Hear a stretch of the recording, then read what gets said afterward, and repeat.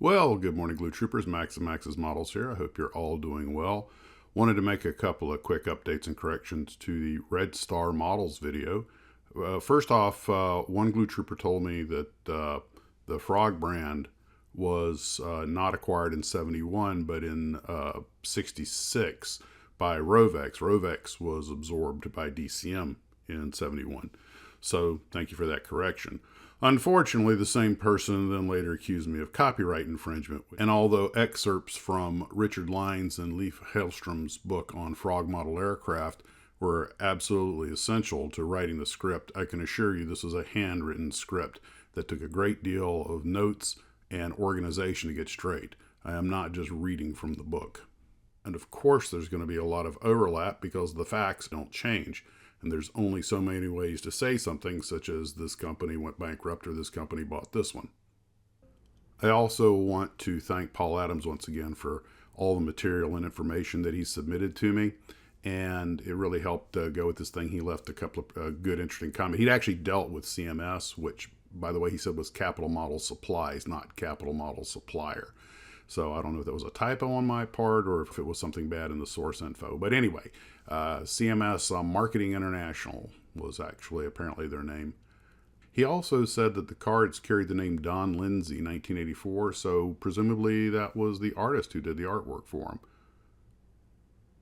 While I was working on the script and actually putting together the video presentation, I was taking some breaks and working on this little Heller 1/72nd scale Grumman F6F Hellcat. And I had built the Airfix one, which is more detailed, has a lot more parts. The Heller kit was a little bit more basic, but still okay.